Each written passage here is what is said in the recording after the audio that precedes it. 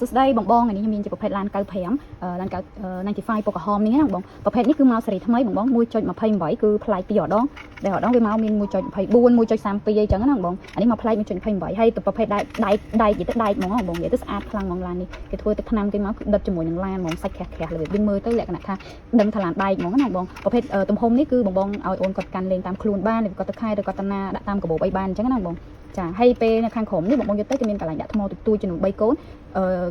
ថ្មហ្នឹងសម្រាប់ពេលគាត់ចុចទៅលឺសលេងអញ្ចឹងណាបងសម្រាប់ខាងក្រោយនេះគេមានកន្លែងសម្រាប់ដាក់ទឹកនេះមានកំប៉ុងនេះមួយសម្រាប់ឲ្យគាត់ដាក់ទឹកទៅឬគាត់ចុចទៅវាមានភ្លើងមានផ្សែងអញ្ចឹងណាបងចានិយាយទៅសាច់ក្រាស់ស្អាតបងប្រភេទនេះគាត់អាចហុនលេងរបៀបហុនទៅក្រោយវាហត់ទៅមុខឲ្យបានសូម្បីតែប្រអប់គេមកក៏គេមានលក្ខណៈធ្នើសម្រាប់គាត់តាំងឲ្យបានដែរអញ្ចឹងណាបងអញ្ចឹងគាត់បិទលើឡានឬគាត់លេងគឺបានដូចគ្នាអញ្ចឹងបើគាត់ចង់លឺសលេងគាត់ចុចទៅបង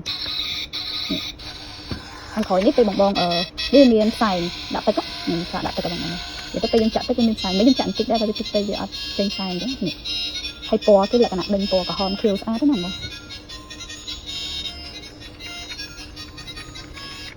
ចឹងសម្រាប់អូនឬក៏បងដែលគាត់ត្រូវការធ្វើការកម្មបានបងនិយាយទៅអានេះស្តុកថ្មីថ្លៃខុសពីគេហ្មងតាម Facebook Page ក៏បានតាម Telegram ដែលខាងយើងដាក់ហ្នឹងក៏បានដែរយើងមាន delivery បងមាន free shop ក៏ដូចទៀតមាន discount ជូនបង 10% ទៀតចឹងណាអរគុណច្រើនបាយបាយ